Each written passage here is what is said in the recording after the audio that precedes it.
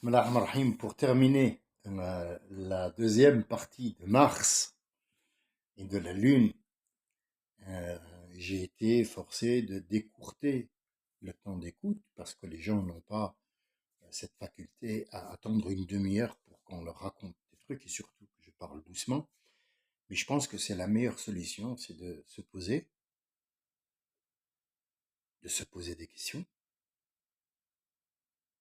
et de trouver des solutions et des réponses.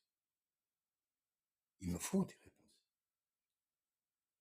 Vous vivez avec quelqu'un dans une maison, homme ou femme, peu importe. Ça s'appelle un couple. Et dans notre, si vous voulez, jargon de l'islam, on dit que c'est une société, c'est une association. Le mariage est un contrat, c'est une entreprise où il y a un chef et un ministre.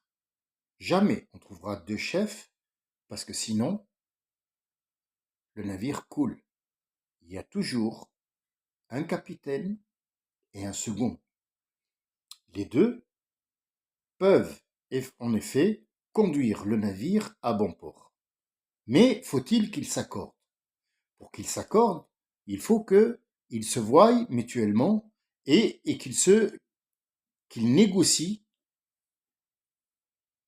Et à la fin, la décision est prise sur un accord qui est raisonnable. Dis-moi quand est-ce que mon couple ira bien? C'est dans 5 ans.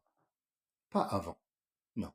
Avant, il va y avoir des confrontations, il va y avoir des accords, il va y avoir des bagarres, il va y avoir des rébellions. C'est tout à fait normal. C'est l'homme qui se rebelle ou c'est la femme, c'est lui qui veut prendre les commandes, c'est elle qui veut le casser, c'est lui qui veut ainsi de suite jusqu'à les 5 ans. C'est pareil dans une entreprise. Allez voir dans la chambre des métiers, vous verrez, une entreprise est prise au sérieux après 5 ans. On voit un petit peu le gain, les dépenses, combien elle fait de chiffre d'affaires. Est-ce qu'elle est fiable ou pas? C'est à partir de 5 ans. C'est connu dans le monde entier et ça ne date pas d'aujourd'hui. Ça date des antiquités romaines et même avant, pour faire quelque chose qui dure, pour qu'il y ait un empereur qui soit nommé et couronné bien comme il faut et avoir un titre, le grand titre qui va le faire rentrer dans le monde des grands, dans le monde de l'histoire, pour que ceux qui vont venir après des milliards d'années sachent que c'était quelqu'un, il faut absolument une durée assez honorable pour dire cette personne a. C'est plus le cas pour nos présidents de la République et ainsi de suite, malheureusement, je le dis, ils ne sont pas rentrés dans le truc, ou alors un dictateur qui va prendre de force, et de force, il va rentrer dans l'histoire, mais méchamment et non pas gentiment. Ce couple, ce couple, il doit absolument se donner des informations. Admettons que, par exemple, le mari fasse à sa guise, il fait ce qu'il veut, parce que c'est lui le mari, donc voilà, moi je fais tout ça, machin. Quel est le rôle du second, qui est la femme? Faire à manger. C'est normal, ça? Comment aller en second quand on le fait? Mais un second ne fait pas à manger. Donc là, on parle d'un couple, là, on parle pas d'une entreprise. Mais un second qui est en train de tourner, par exemple, on a une fabrique de coton. Allez, le second, il peut pas être aux manettes. Le second ne peut que diriger quand le premier n'est pas là. Le numéro un n'est pas là, le second. Et si le numéro un est là, le second aussi doit être avec lui pour lui donner les informations qu'il faut, pour lui dire comment ça a fonctionné quand il n'était pas là. Et lui, il a géré à sa place. Donc déjà, il y a une confiance, puis après, il y a le savoir-faire, et ainsi de suite. C'est pour ça que ça prend 5 ans. Moi, j'ai besoin de réponses. comment peux-tu m'entuber à un point de me faire acheter un terrain sur Mars?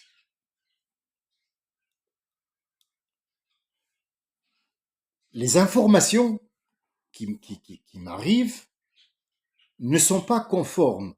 Pourquoi? C'est très simple. Quand on nous dit le changement climatique va y avoir et qu'il y aura 1 degré de plus, donc on va y rester tous, 1 degré. Ça veut dire quoi 1 degré? Ça veut dire que bon, bah, la chaleur extrême était de 39 degrés, voire 40. C'est le maximum. En France, on est mort cuit. Et il faut un hiver glacial pour qu'il puisse racoler les morceaux. Sinon, ça va pas aller. Sinon, on n'aura pas de patates, ni de tomates, ni rien du tout. Et c'est la même chose dans le monde entier. Tous les pays se réchauffent d'1 degré. Hop, il n'y a plus de vie. Donc on est à combien? 42. 52 dans le désert, à Dubaï. 52. Mais là, on vit sous la clim, sinon tu sors, t'es cuit, hop, il n'y a plus que mettre le citron et c'est bon. Hein? Le barbecue, voilà. Pour les Noirs d'Afrique, ils ont l'habitude. Allez, 50, 45 à l'ombre, ça va. Il peut se déplacer. Plus, il va cramer de toute façon, peu importe sa noirceur. Il faut rester réglo et correct et parler, peut-être pas scientifiquement, parce que je ne suis pas un scientifique, mais la logique des choses que je regarde, j'analyse, je me dis, voilà, 45 degrés, la Terre n'est plus vivable. Mais putain de merde, tu vas me faire habiter sur Mars. Il fait 400 degrés en journée.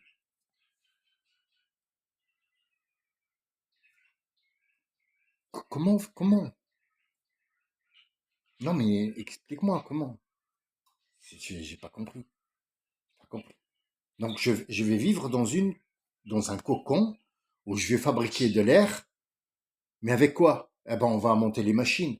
Mais pourquoi monter les machines sur Mars quand tu peux les faire redescendre 1 degré? Pourquoi aller à 400 pour vivre sous 400 degrés et faire des machines qui risquent de ne plus fonctionner parce que tu n'as pas de ressources et laisser la Terre crever sous 1 degré?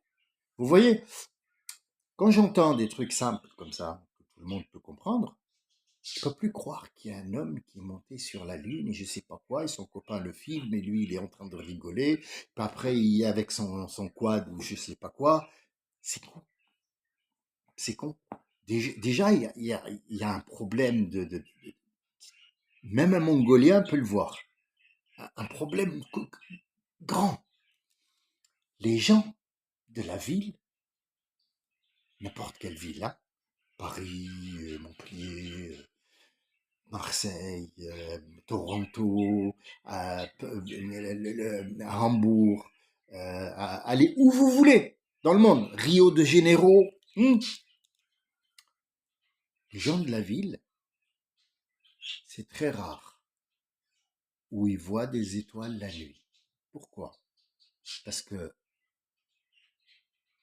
la lumière artificielle fait un rayon qui couvre la rétine et qui ne la laisse pas regarder plus loin, plus loin que les rayons de sa propre lumière. Mais aller, par exemple, dans une campagne ou dans une montagne ou dans le désert et lever la tête, même un jour où c'est couvert, vous allez voir énormément d'étoiles. Vous allez voir tellement d'étoiles que vous n'allez pas en revenir. Je suis allé au Chili, dans les hauteurs. C'était très difficile de respirer à 2000 mètres. C'était très très difficile de respirer de l'air pur. On manque d'oxygène. Donc, on devait mâcher des feuilles de coca, mauvais goût, très mauvais goût, mais qui te relaxaient de façon à ce que ta respiration soit cool. Eux, ils ont l'habitude. Nous, non. Mais là n'est pas la question. Qu'est-ce que moi j'ai vu et pourquoi je suis allé là-bas pour voir quoi? Qu'est-ce que je suis allé foutre là-bas? C'est très simple. Je voulais aller voir les étoiles sans la voir dans une télé. Je voudrais la voir de mes propres yeux. Quand j'ai vu cet énormément d'étoiles, il y a plus, les mots s'arrêtent en fait. Tu ne peux plus avoir des mots pour les mettre sur ce que tu vois. Même en racontant l'histoire, tu ne trouves pas d'argument pour qui soit à la hauteur de ce que tu as vu. C'est de la pure magie, c'est même pas une illusion, c'est quelque chose que tu ne peux pas décrire. Il faut la vivre, il faut regarder. C'est incroyable. On dirait le désert, mais en étoile. Ce gars qui est allé sur la Lune, qui a fait des photos sur la Lune, qui a fait une vidéo qui nous est donnée sur la Lune, où il n'y a pas de l'homme, pas d'air, sur la Lune, il n'y a aucune étoile. Comment? Les étoiles, ils sont plus basses que la Lune, ils sont dans le ciel de la Terre.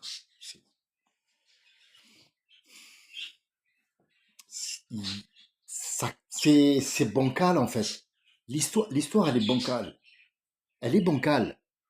Non, je cherche pas. Il y a des gens maintenant qui vont se dire, mais celui-là, je l'ai entendu, attention, ils m'écrivent dans le privé parce qu'ils n'ont pas. Franchement, les gens, ils me font rire. Moi, j'ai mon visage là. Je te raconte des trucs. Montre-toi. Dis-moi. Viens parler avec moi. Je discute avec toi. Je te vends rien. Contrairement à les gens qui te vendent, t'achètes et tu te fais arnaquer, t'es content. Mais quelqu'un qui discute avec toi, t'as même pas des cacahuètes pour me répondre en public, pour que les autres puissent voir ce que tu as écrit, te disent voilà ce que tu as dit, c'est pas bien, ou on est d'accord avec toi, on n'est pas d'accord avec lui, ou quoi que ce soit. Mais je l'ai entendu, mais lui, il fait son philosophe là. C'est pas c'est c'est pas normal. C'est pas normal. C'est pas normal. Je peux croire en tout, sauf en ça. C'est-à-dire, si on se rabaisse au niveau du caniveau de l'autre fois, je peux bien croire que, allez, euh, euh, pour combattre euh, l'Irak à l'époque, alors on doit se préparer 50 ans à l'avant pour pouvoir un petit peu le mettre dans hop, hop, voilà, on a fabriqué Saddam Hussein, mais on va l'exécuter en plein truc pour leur dire que nous, on est tatati, tatata, tatata. Mais t'étais où quand il y a eu un tsunami en Thaïlande? T'étais où quand il y avait le typhon, le dernier typhon qui a ravagé la Floride? Qu'est-ce que tu as dit à ta population? Tu lui as dit l'Amérique est là, la grandeur de l'Amérique, je vais vous sauver du typhon? Non. Tu leur as dit fuyez, pauvres fous. Eh oui, Gandalf. Tu leur as dit fuyez, pauvres fous. Donc ça, je peux bien le comprendre. C'est des trucs tactiques politiques pour, hein, c'est à l'échelle mondiale ou à l'échelle familiale ou à l'échelle même entre frères et sœurs. Je vais te faire un petit truc avec papa, comme ça, moi j'ai la télécommande le soir et tout. Ça existe même dans les familles. Mais d'ici à me dire que je contrôle la Lune ou je vais habiter sur Mars, franchement, franchement, il n'y a pas écrit la poste ici. Mais il y a écrit j'en ai rien à foutre si tu vas sur la Lune ou pas.